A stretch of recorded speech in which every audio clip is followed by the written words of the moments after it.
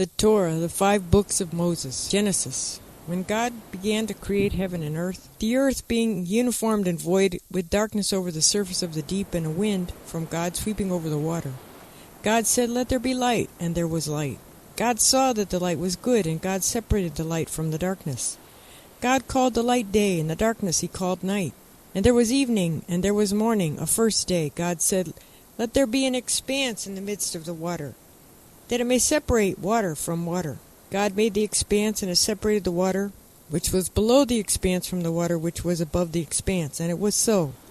God called the expanse sky. There was evening, there was morning, a second day. God said, "Let the water below the sky be gathered into one area, that the dry land may appear," and it was so.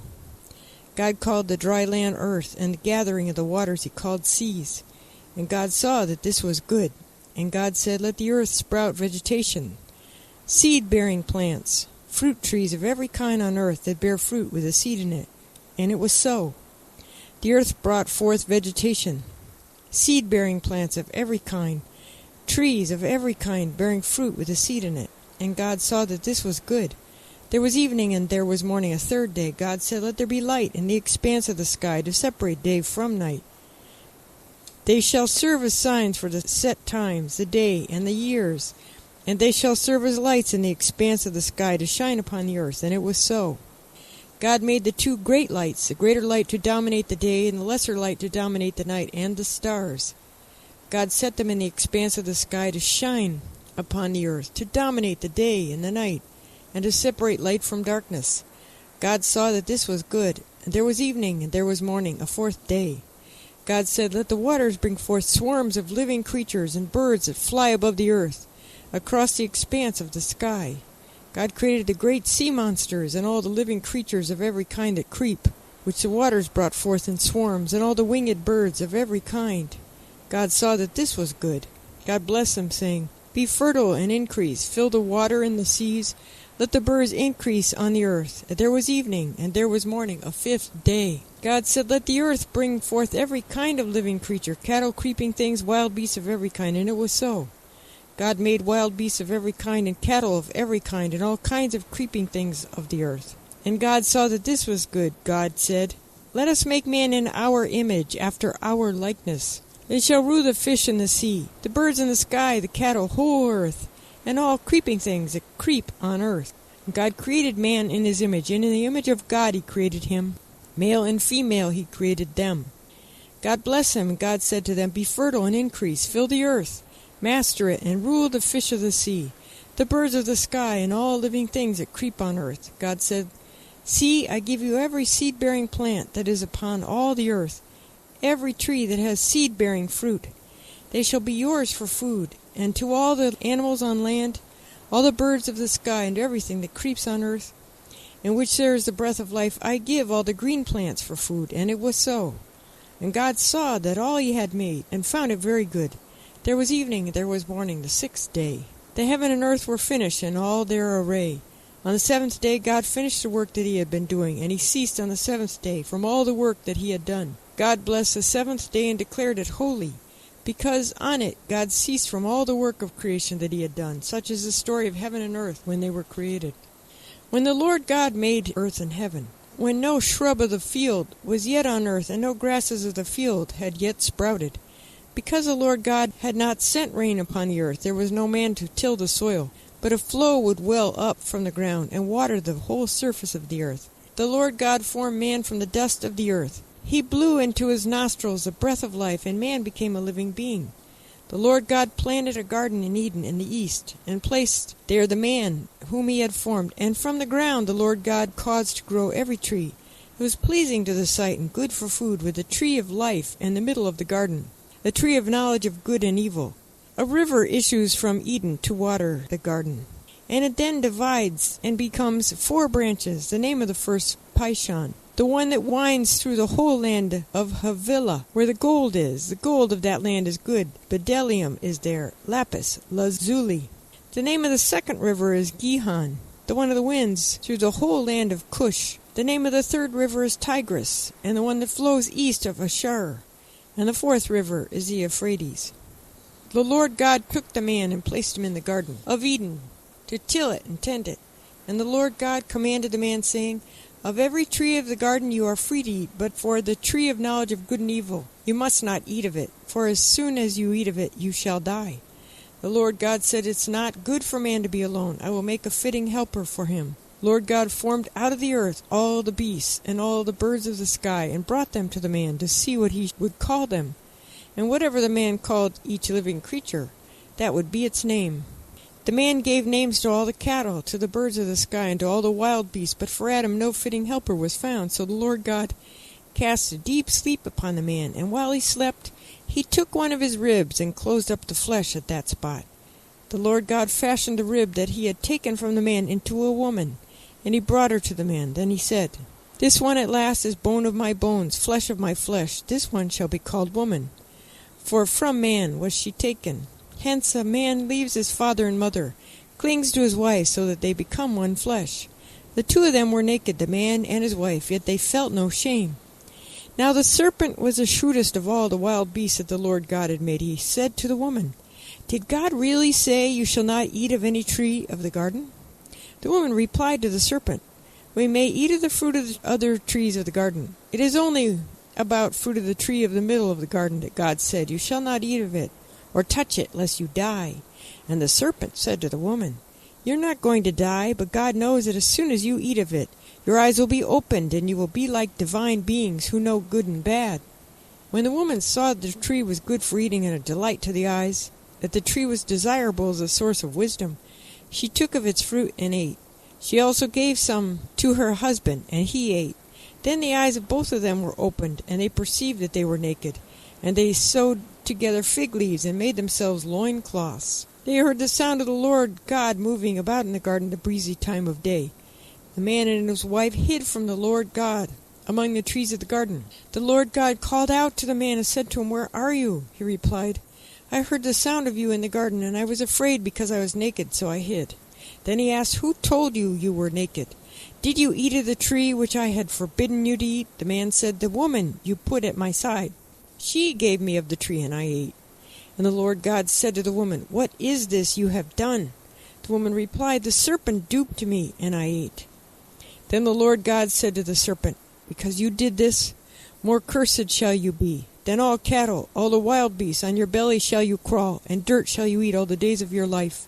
I will put enmity between you and the woman, and between your offspring and hers. They shall strike at your head, and you shall strike at their heel. And to the woman he said, I will make most severe your pangs in childbearing. In pain shall you bear children, yet your urge shall be for your husband, and he shall rule over you. To Adam he said, Because you did as your wife said, and ate of the tree, about which I commanded you, you shall not eat of it. Cursed be the ground because of you. By toil shall you eat of it. All the days of your life, thorns and thistles shall it sprout for you. But your food shall be of the grasses of the field. By the sweat of your brow shall you get bread to eat, until you return to the ground. For from it you were taken, for dust you are, and to dust you shall return.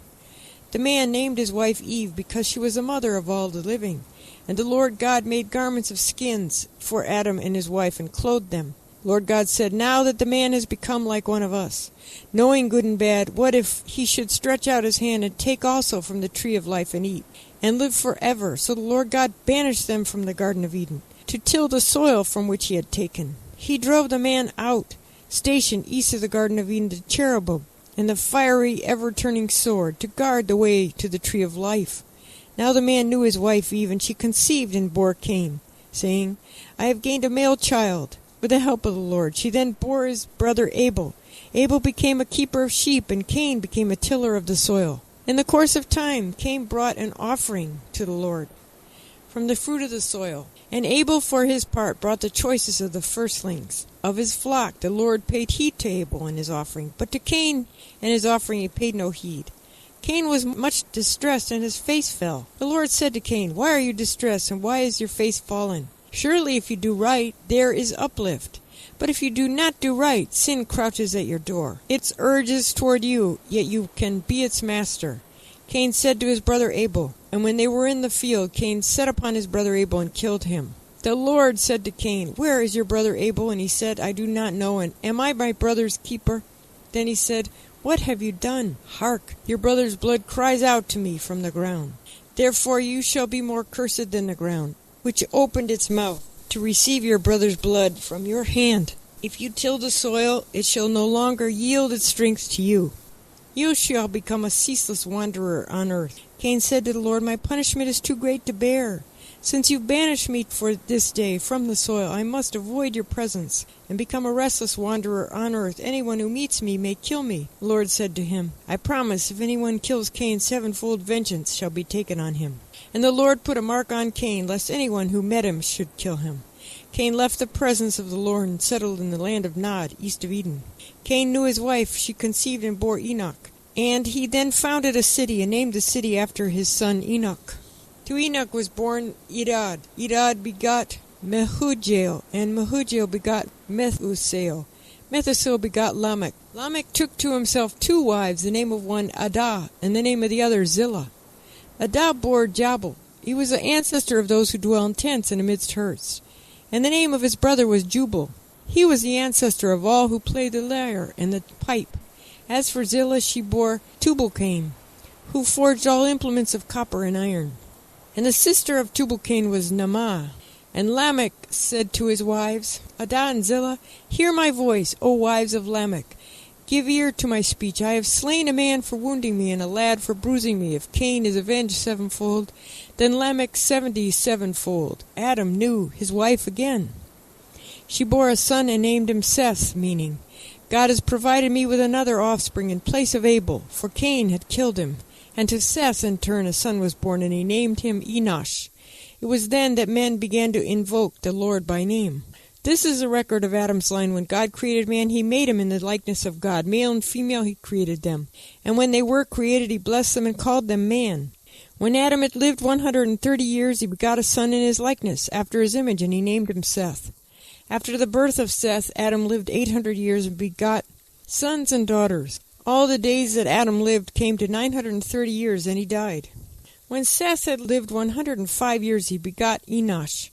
After the birth of Enosh, Seth lived 807 years and begot sons and daughters. All the days of Seth came to 912 years. Then he died. When Enosh had lived 90 years, he begot Kenan. After the birth of Kenan, Enosh lived 815 years and begot sons and daughters. All the days of Enosh came to 905 years. Then he died.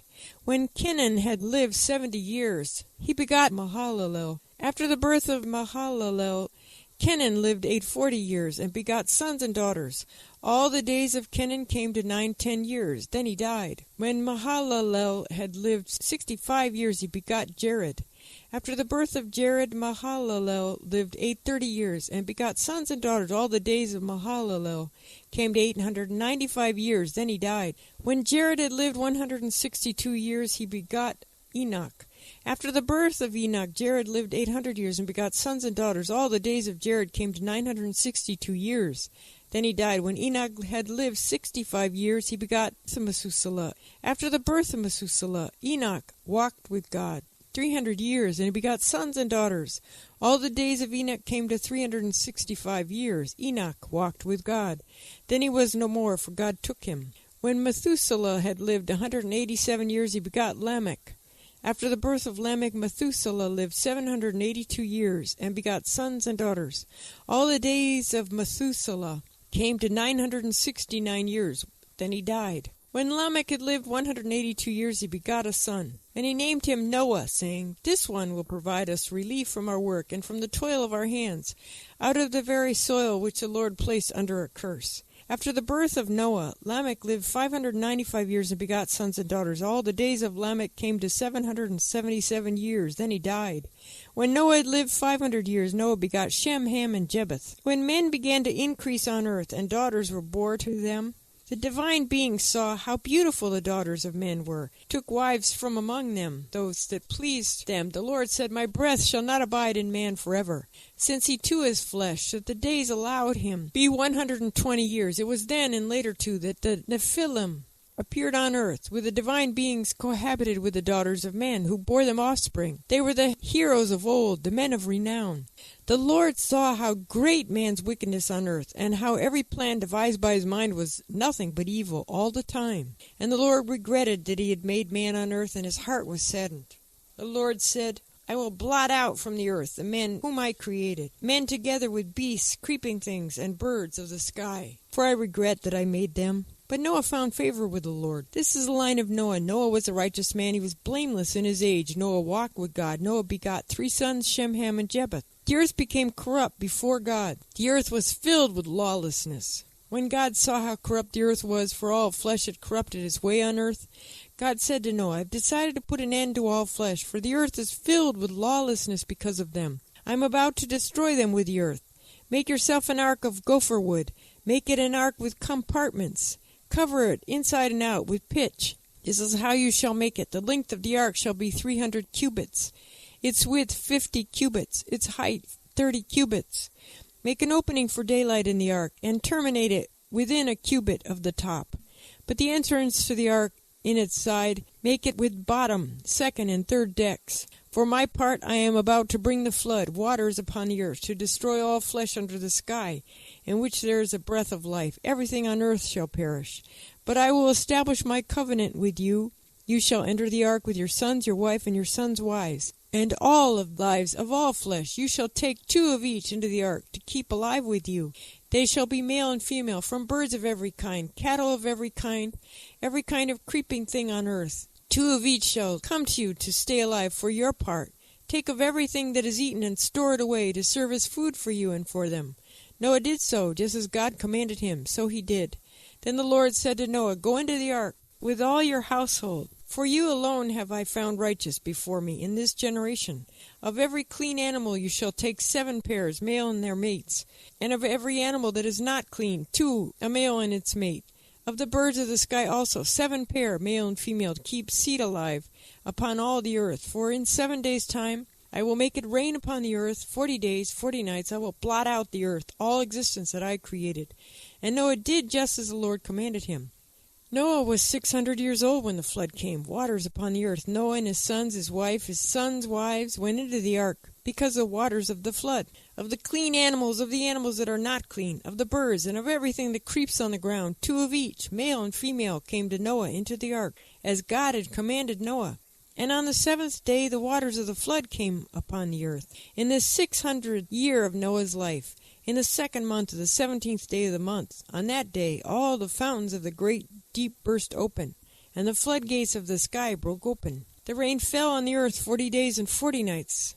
That same day Noah and Noah's sons Shem, Ham, and Japheth went into the ark, with Noah's wife and the 3 wives of his sons.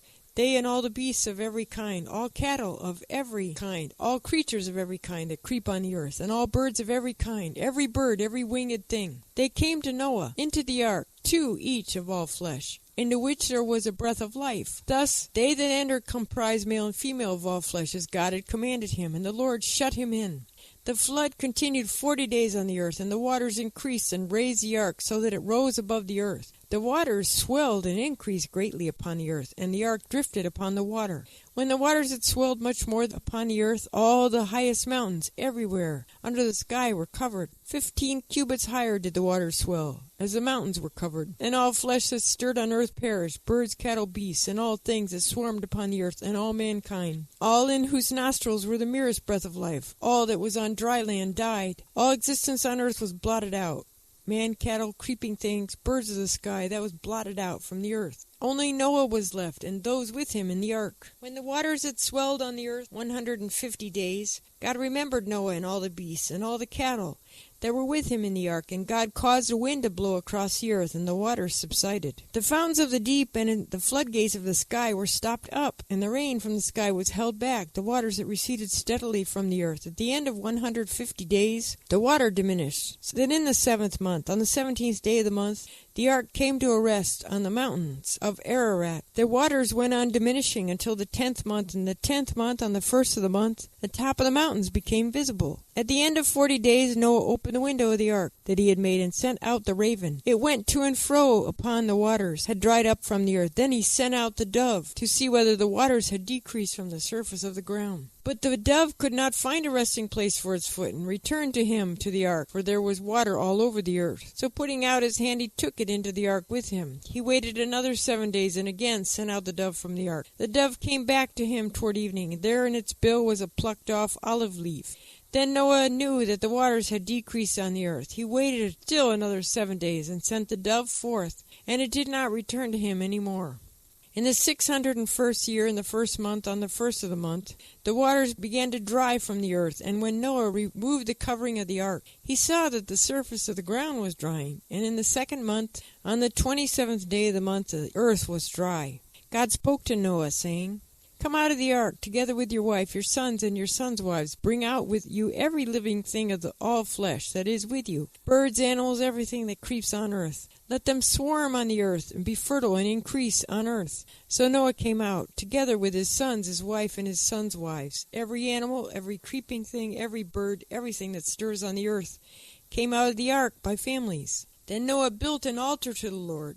And taking of every clean animal, of every clean bird, he offered burnt offerings on the altar. The Lord smelled the pleasing odor, and the Lord said to himself, Never again will I doom the earth because of man, since the devisings of man's mind are evil from his youth, nor will I ever again destroy every living being, as I have done. So long as the earth endures, seed time and harvest, cold and heat, summer and winter, day and night, shall not cease. God blessed Noah and his sons, and said to them, Be fertile and increase, and fill the earth. The fear and the dread you shall be upon all the beasts of the earth, and upon all the birds of the sky, everything with which the earth is astir, and upon all the fish of the sea. They are given into your hand. Every creature that lives shall be yours to eat. As with the green grasses, I give all these. You must not, however, eat flesh with its life blood in it. But for your own life blood I will require a reckoning.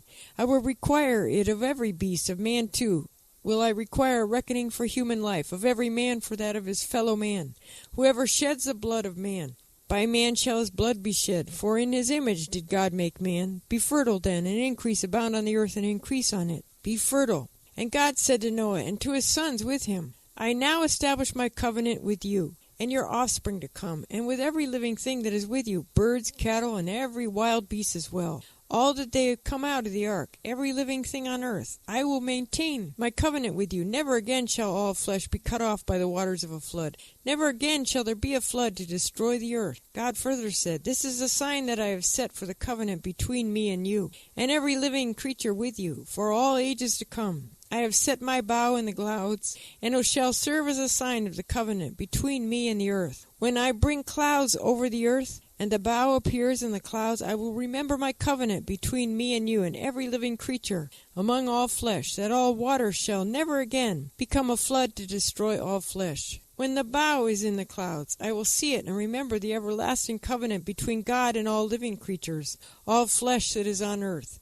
That, God said to Noah, shall be the sign of the covenant that I have established between me and all flesh that is on earth. The sons of Noah who came out of the ark were Shem, Ham, and Japheth, Ham being the father of Canaan. These three were the sons of Noah, and from these the whole world branched out. Noah, the tiller of the soil, was the first to plant a vineyard. He drank of the wine and became drunk, and he uncovered himself within his tent. Ham, the father of Canaan, saw his father's nakedness, told his brothers outside. But Shem and Japheth took a cloth, placed it against both their backs, and walking backward, they covered their father's nakedness. Their faces were turned the other way, so that they did not see their father's nakedness. When Noah woke up from his wine and learned what his youngest son had done to him, he said, Cursed be Canaan, the lowest of slaves. Shall he be to his brothers? And he said, Blessed be the Lord, the God of Shem. Let Canaan be a slave to them. May God enlarge Japheth, and let them dwell in the tents of Shem, and let Canaan be a slave to them. Noah lived after the flood 350 years, and all the days of Noah came to 950 years, then he died. These are the lines of Shem, Ham, and Japheth, the sons of Noah. Sons were born to them after the flood. The descendants of Japheth, Gomer, Magog, Madai, Javan, Tubal, Meshesh, and Tiras. Descendants of Gomer, Ashkenaz, Riphath, Togarmah. The descendants of Javan, Elijah, Tarnish, Kittim, and Dodanim. From these the maritime nations branched out. These are descendants of Japheth by their lands, each with its language, their clans, and their nations. The descendants of Ham, Cush, Mizraim, Put, and Canaan. The descendants of Cush, Zebah, Havilah, Zabta, Ramah, and Sabteka. The descendants of Ramah, Sheba, and Dedan. Cush also begot Nimrod, who was the first man of might on earth. He was a mighty hunter by the grace of the Lord. Hence a saying, like Nimrod, a mighty hunter by the grace of the Lord. The mainstays of his kingdom were Babylon, Erech, Akkad, Calneh, and the land of Shinar. From that land Ashur went forth and built Nineveh, Rehoboth, Calah, and Rezin, between Nineveh and Calah. That is a great city. And Merzim begot the Ludim, Anamim, Lahampim, Naphtuhim, and the Pathrusim, the Casluhim, and the Caphtorim, whence the Philistines came forth. Canaan begot Sidon, his firstborn, Heth, and the Jebusites, Amorites, Girgashites, and the Hivites, Archites, Sinites, Arvadites, Zemartites, and the Hamathites. Afterward, the clans of Canaanites spread out. The original Canaanite territory extended from Sidon and far as Gazar, near Gaza, and as far as Sodom, Gomorrah, Admar, and Zeboim, near Lasha. These are the descendants of Ham according to their clans and languages, by their lands and nations, sons who were born to Shem, ancestor of all the descendants of Ebor and older brother of Japheth, descendants of Shem, Elam, Asher, Arpachshad, Lud, and Aram. The descendants of Aram, Uz, Hul, Gether, and Mash. Arpachshad begot Shelah. Shelah begot Eber. 2 sons were born to Eber. The name of the first was Peleg, for his days on the earth were divided. And the name of his brother was Joktan. Joktan begot Almodad, Sheleth, Hazarmaveth, Jerah, Hadaram, Uzal, Diklah, Obal, Abimael, Sheba, Ophir, Havilah, and Jobab. All these were the descendants of Joktan. Their settlements extended from Meshur as far as Sephar, the hill country, to the east. These are the descendants of Shem according to their clans and languages, by their lands according to their nations. These are the groupings of Noah's descendants according to their origins, by their nations. From these the nations branched out over the earth after the flood. Everyone on earth had the same language and the same words. As they migrated from the earth, they came upon the valley of the land of Shinar and settled there. They said to one another, "Come, let us make bricks and burn them hard." Bricks served them as stone, and bitumen served them as mortar. And they said, "Come, let us build us a city, a tower with its top to the sky, to make a name for ourselves, else we shall be scattered all over the world." The Lord came down to look at the city and the tower the man had built. And the Lord said, "If as one people with one language for all, this is how they have begun to act, then nothing that they may propose to do will be out of their reach. Let us then go down, confound their speech there, so that they shall not understand one another's speech." Thus the Lord God scattered them from there over the face of the earth, and they stopped building the city. That is why it was called Babel, because there was the Lord confounded the speech of the whole earth, and from there the Lord scattered them over the face of the whole earth. This is the line of Shem. Shem was 100 years old when he begot Arpachshad, 2 years after the flood. After the birth of Arpachshad, Shem lived 500 years and begot sons and daughters. When Arpachshad had lived 35 years and begot Shelah. After the birth of Shelah, Arpachshad lived 403 years and begot sons and daughters. When Shelah had lived 30 years, he begot Eber. After the birth of Eber, Shelah lived 403 years and begot sons and daughters. When Eber had lived 34 years, he begot Peleg. After the birth of Peleg, Eber lived 430 years and begot sons and daughters. When Peleg had lived 30 years, he begot Reu. After the birth of Reu, Peleg lived 209 years and begot sons and daughters. When Reu had lived 32 years, he begot Serug. After the birth of Serug, Reu lived 207 years and begot sons and daughters. When Serug had lived 30 years, he begot Nahor. After the birth of Nahor, Serug lived 200 years and begot sons and daughters. When Nahor had lived 29 years, he begot Terah. After the birth of Terah, Nahor lived 119 years and begot sons and daughters. When Terah had lived 70 years, he begot Abram, Nahor, and Haran. Now this is the line of Terah. Terah begot Abram, Nahor, Haran, and Haran begot Lot. Haran died in the lifetime of his father Terah in his native land Ur of the Chaldeans. Abram and Nahor took to themselves wives, the name of Abram's wife being Sarai, and that of Nahor's wife Milcah, the daughter of Haran, the father of Milcah and Iscah. Now Sarai was barren, she had no child. Terah took his son Abram, his grandson Lot, the son of Haran, and his daughter-in-law Sarai, the wife of his son Abram, and they set out together from Ur of the Chaldeans for the land of Canaan.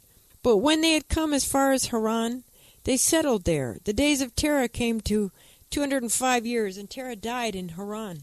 The Lord said to Abram, "Go forth from your native land and from your father's house to the land that I will show you. I will make of you a great nation. I will bless you. I will make your name great, and you shall be a blessing. I will bless those who bless you, and curse him that curses you, and all the families of the earth shall bless themselves by you." Abram went forth as the Lord had commanded him, and Lot went with him. Abram was 75 years old when he left Haran. Abram took his wife Sarai and his brother's son Lot, and all the wealth that they had amassed, and the persons that they had acquired in Haran, and they set out for the land of Canaan. When they arrived in the land of Canaan, Abram passed through the land as far as the site of Shechem, as the terebinth of Morah. The Canaanites were then in the land. The Lord appeared to Abram and said, "I will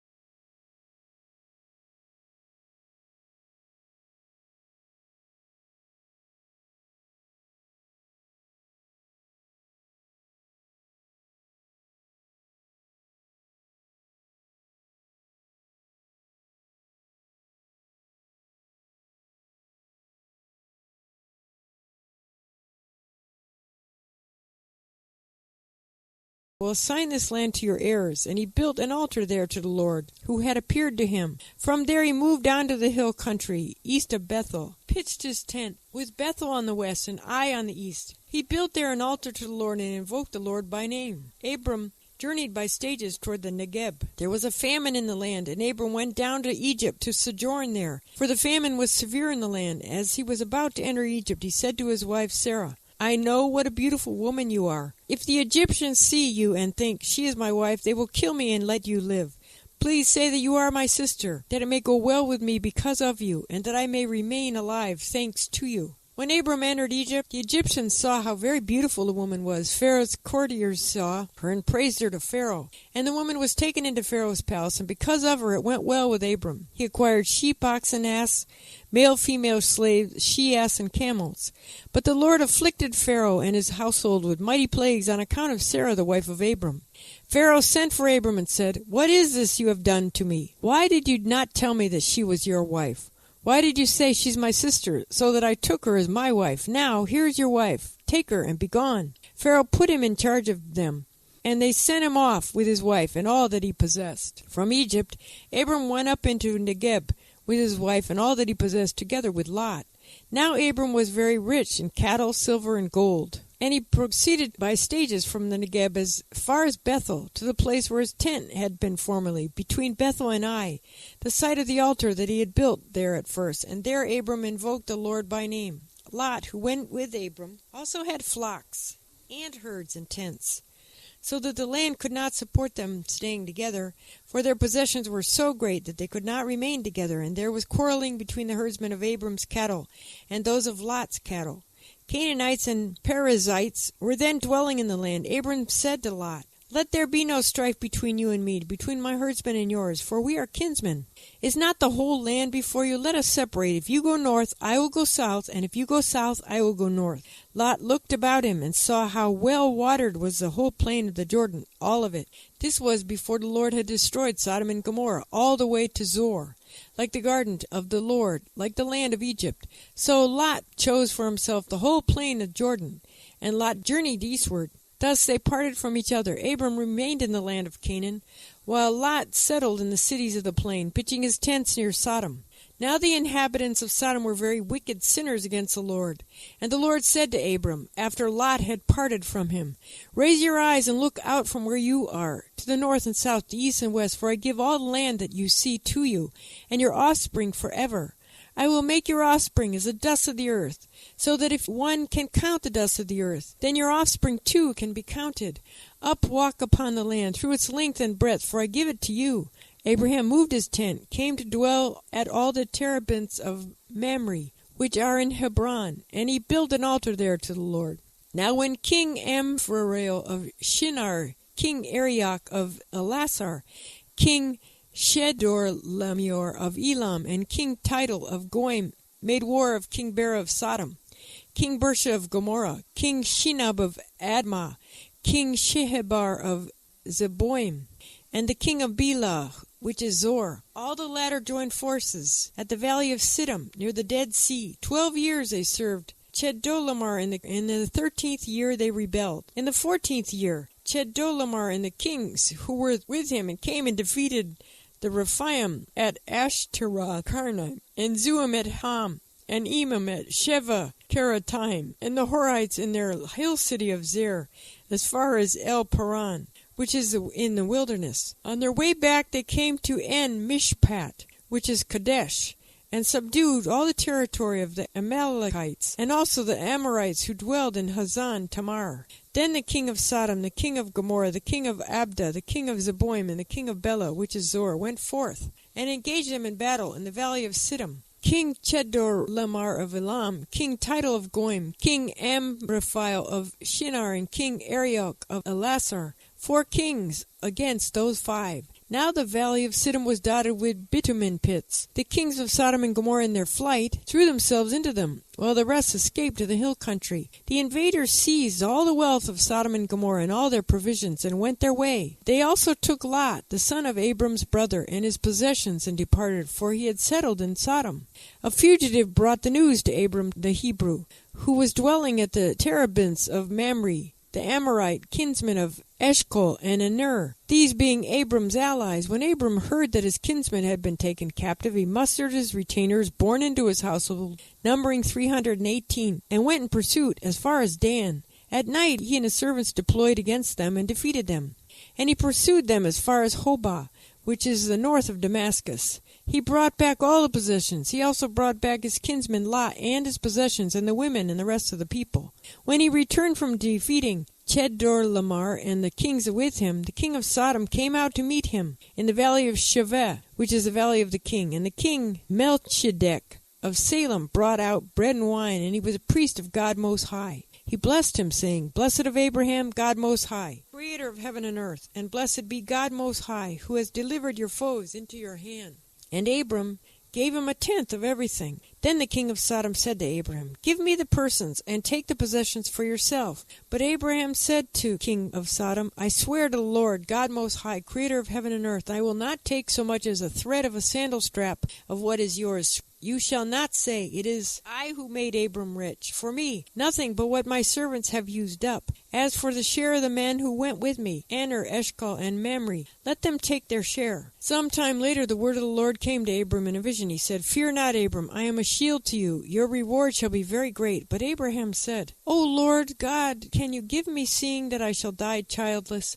And the one in charge of my household is Damasek, Eliezer." Abram said further, Since you have granted me no offspring, my steward will be my heir. The word of the Lord came to him and replied, That one shall not be your heir. None but your very own issue shall be your heir. He took him outside and said, Look toward heaven and count the stars if you are able to count them. And he added, So shall your offspring be.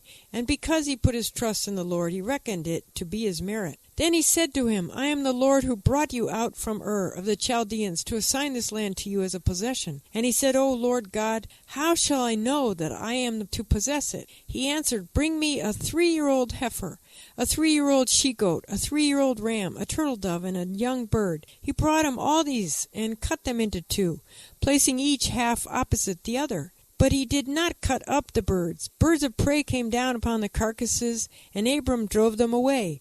As the sun was about to set, a deep sleep fell upon Abram, and a great dark dread descended upon him.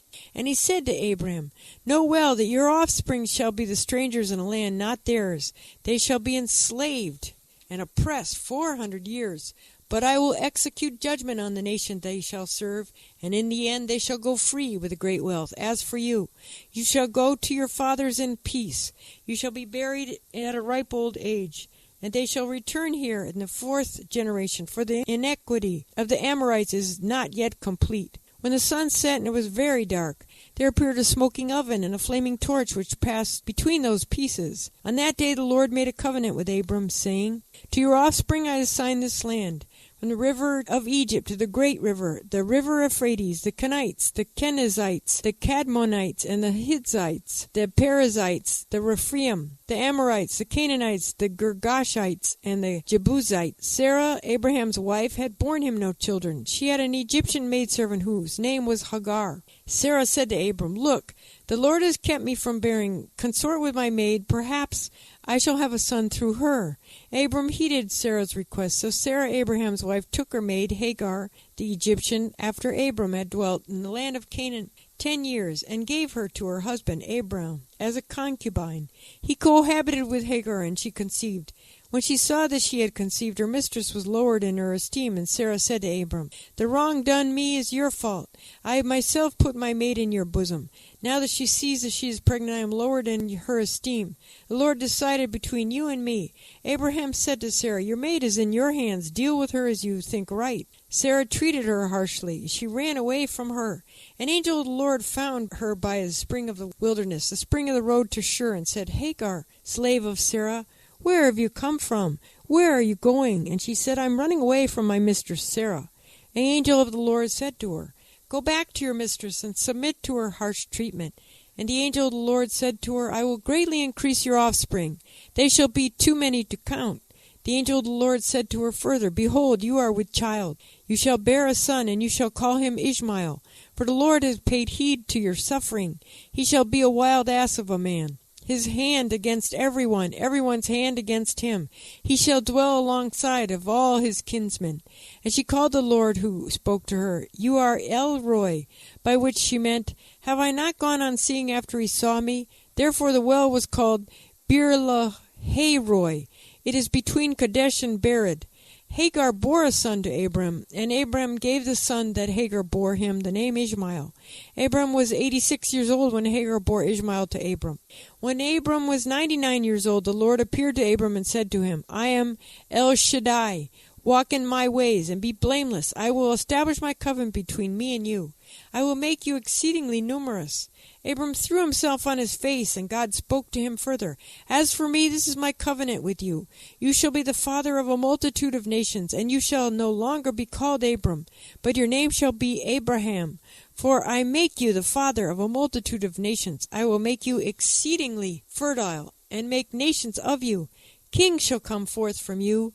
I will maintain my covenant between me and you, your offspring to come, an everlasting covenant through the ages. To be God to you and to your offspring to come. I assign the land you sojourn in to you and your offspring to come, all the land of Canaan, and an everlasting holding. I will be their God. God further said to Abraham, As for you, you and your offspring to come throughout the ages shall keep my covenant. Such shall be the covenant between me and you and your offspring to follow, which you shall keep. Every male among you shall be circumcised. You shall circumcise the flesh of your foreskin. That shall be the sign of the covenant between me and you. And throughout the generations every male among you shall be circumcised at the age of 8 days. As for the homeborn slave and the one bought from an outsider who is not of your offspring, they shall be circumcised, homeborn and purchased alike. Thus shall be my covenant by market in your flesh, as an everlasting pact. And if any male who is uncircumcised fails to circumcise the flesh of his foreskin, that person shall be cut off from his kin, and he has broken my covenant. God said to Abraham, As for your wife Sarah, you shall not call her Sarai, but her name shall be Sarah. I will bless her, indeed. I will give you a son by her. I will bless her so that she shall give rise to nations. Rulers of peoples shall issue from her. Abraham threw himself on his face and laughed, as he said to himself, Can a child be born to a man 100 years old, or can Sarah bear a child at 90? And Abraham said to God, Oh, that Ishmael might live by your favor. God said, Nevertheless, Sarah, your wife, shall bear you a son. You shall call him Isaac. I will maintain my covenant with him as an everlasting covenant for his offspring to come. As for Ishmael, I have heeded you. I hereby bless him. I will make him fertile and exceedingly numerous. He shall be the father of 12 chieftains, and I will make him of a great nation. But my covenant I will maintain with Isaac, whom Sarah shall bear you at this season next year. And when he was done speaking with him, God was gone from Abraham.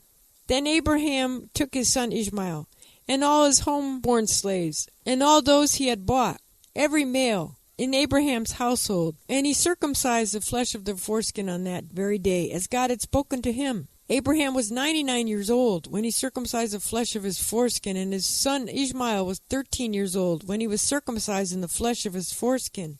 Thus Abraham and his son Ishmael were circumcised on that very day, and all his household, his homeborn slaves, and those he had bought from outsiders were circumcised with him. The Lord appeared to him by the terebinths of Mamre, and he was sitting at the entrance of the tent as the day grew hot. Looking up, he saw 3 men standing near him. As soon as he saw them, he ran from the entrance of the tent to greet them. Bowing to the ground, he said, My lords, if it please you, do not go on past your servant. Let a little water be brought. Bathe your feet and recline under the tree. Let me fetch a morsel of bread, that you may refresh yourselves, and go on. Seeing that you have come your servant's way, they replied, Do as you have said. Abraham hastened into the tent to Sarah and said, Quick, 3 seahs of choice flour, knead and make cakes. Then Abraham ran to the herd, took calf, tender and choice, and gave it to the servant boy who hastened to prepare it. He took curds and milk and the calf that had been prepared, and set these before them, and he waited on them until under the tree as he ate. They said to him, Where is your wife Sarah? And he replied, There in the tent. Then one said, I will return to you next year, and your wife Sarah shall have a son. Sarah was listening at the entrance of the tent, which was behind him. Now Abraham and Sarah were old, advanced in years. Sarah had stopped having the periods of women. Sarah laughed to herself, saying, Now that I am withered, am I to have enjoyment with my husband so old? Then the Lord said to Abraham, Why did Sarah laugh, saying, Shall I be in truth bear a child old as I am? Is anything too wondrous for the Lord? I will return to you at the same season next year, and Sarah shall have a son. Sarah lied, saying, I did not laugh, for she was frightened. But he replied, You did laugh. The men set out from there and looked down toward Sodom, Abraham walking with them to see them off. Now the Lord said, Shall I hide from Abraham what I am about to do? Since Abraham is to become a great and populous nation, and the nations of the earth are to bless themselves by him, for I have singled him out, that I may instruct his children and his posterity, to keep the way of the Lord by doing what is just and right, in order that the Lord might bring about for Abraham what he has promised him. And the Lord said, The outrage of Sodom and Gomorrah is so great, their sin so grave. I will go down to see whether they have acted together according to the outcry that has reached me. If not, I will take note. The men went out from there to Sodom, while Abraham remained standing before the Lord. Abraham came forward and said, Will you sweep away the innocent along with the guilty? What if there should be 50 innocent within the city? Will you then wipe out the place and not forgive it for the sake of the 50 innocent who are in it? Far be it from you to do such a thing, to bring death upon the innocent as well as the guilty, to that innocent and guilty fire alike. Far be it from you. Shall not the judge of all the earth deal justly? And the Lord answered, If I find within the city of Sodom 50 innocent ones, I will forgive the whole place for their sake. Abraham spoke up, saying, Here I venture to speak, my Lord, I am but dust and ashes. What if the 50 innocent shall lack 5? Will you destroy the whole city for want of the 5? And he answered, I will not destroy it if I find 45 there. But he spoke to him again and said, What if 40 shall be found there? And he answered, I will not do it for the sake of the 40. And he said, Let not my Lord be angry if I go on. What if 30 should be found there? And he answered, I will not do it if I find 30 there. And he said, I venture again to speak to my Lord. What if 20 shall be found there? And he answered, I will not destroy for the sake of the 20. And he said, I will not destroy for the sake of 10. When the Lord had finished speaking to Abraham, he departed, and Abraham returned to his place. The 2 angels arrived in Sodom in the evening, as Lot was sitting in the gate of Sodom. When Lot saw them, he rose to greet them, and bowing low with his face to the ground, he said, Please, my lords, turn inside to your servant's house to spend the night, and bathe your feet. Then you may be on your way early. But they said, No, we shall spend the night in the square. But he urged them strongly, so they turned his way and entered his house. He prepared a feast for them and baked unleavened bread, and they ate. They had not yet lain down when the townspeople, the men of Sodom, young and old, all the people to the last man, gathered about the house. They shouted to Lot and said to him, Where are the men who came to you tonight? Bring them out to us, that we may be intimate with them. So Lot went out to them to the entrance, shut the door behind him, and said, I beg you, my friends, do not commit such a wrong. Look, I have 2 daughters who have not known a man. Let me bring them out to you. You may do to them as you please, but do not do anything to these men, since they have come under the shelter of my roof. But they said, Stand back. The fellow, they said, came here as an alien, and already he acts as the ruler. Now we will deal worse with you than with them. And they pressed hard against the person of Lot and moved forward to break the door. But the men stretched out their hands and pulled Lot into the house with them and shut the door. The people who were at the entrance of the house, young and old, were struck with blinding light, so that they were helpless to find the entrance. Then the men said to Lot, Whom else have you here? Sons-in-law, your sons and daughters, or anyone else that you have in the city? Bring them out of the place. For we are about to destroy this place, because the outcry against them before the Lord has become so great that the Lord has sent us to destroy it. So Lot went out and spoke to his sons-in-law who had married his daughters, and said, Up, get out of this place, for the Lord is about to destroy the city. But he seemed to his sons-in-law as one who jests. As dawn broke, the angels urged Lot on, saying, Up, take your wife and your 2 remaining daughters, lest you be swept away because of the iniquity of the city. Still he delayed. So the men seized his hand and the hands of his wife and his 2 daughters, and the Lord's mercy on them, and brought him out and left him outside the city. When they had brought them outside, one said, Flee for your life. Do not look behind you, nor stop anywhere in the plain. Flee to the hills, lest you be swept away. But Lot said to them, Oh, no, my lord.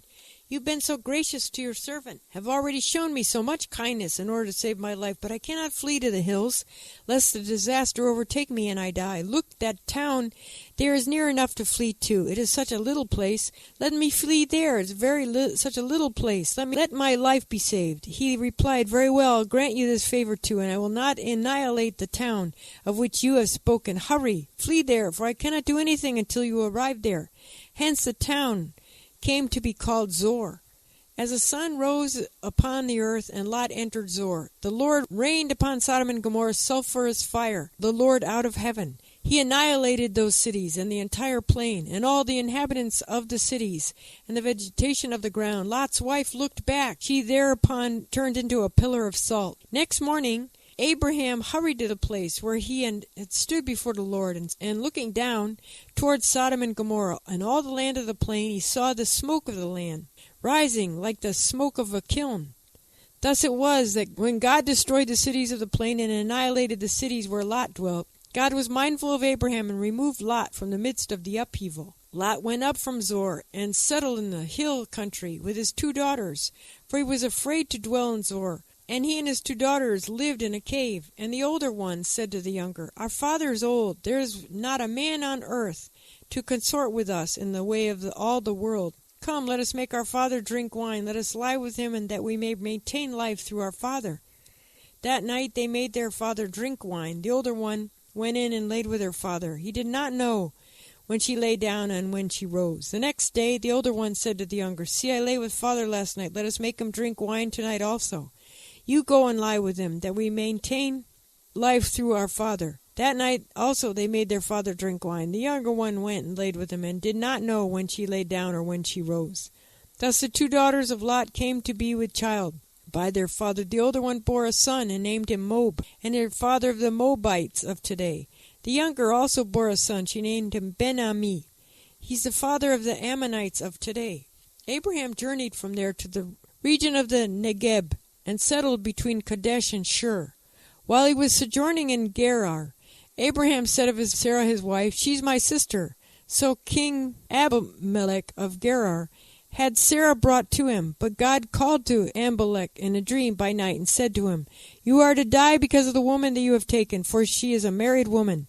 Now Abimelech had not approached her. He said, "O Lord, will you slay people even though innocent?" He himself said to me, "She's my sister." And she also said, "He's my brother. When I did this, my heart was blameless, my hands were clean."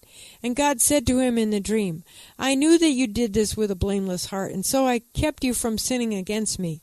That was why I did not let you touch her. Therefore restore the man's wife, since he is a prophet. He will intercede for you, and to save your life. If you fail to restore her, know that you shall die, and you and all that are yours." Early next morning Abimelech called his servants and told them all that had happened, and the men were greatly frightened. Then Abimelech summoned Abraham and said to him, "What have you done to us? What wrong have I done that you should bring so great a guilt upon me and my kingdom? You have done to me things that ought not to be done." "What then?" Abimelech demanded of Abraham. "What is your purpose of doing this thing?" "I thought," said Abraham, "surely there is no fear of God in this place, and they will kill me because of my wife. And besides, she's in truth my sister, my father's daughter, though not my mother's, and she became my wife. So when God made me wander from my father's house, I said to her, 'Let this be the kindness that you shall do for me. Whatever place we come to, say there of me, he is my brother.' Abimelech took sheep and oxen, male and female slaves, gave them to Abraham, and he restored his wife Sarah to him. And Abimelech said, 'Here, my land is before you. Settle wherever you please.' And to Sarah he said, 'I herewith give you your brother 1,000 pieces of silver, and this serve you as vindication before all who are with you, and you are cleared before everyone.' Abraham then prayed to God, and God healed Abimelech and his wife and his slave girls, so that they bore children.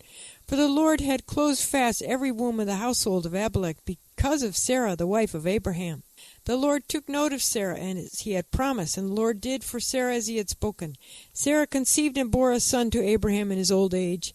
At the set time of which God had spoken, Abraham gave his newborn son, whom Sarah had borne him, the name of Isaac. And when his son Isaac was 8 days old, Abraham circumcised him, as God had commanded him.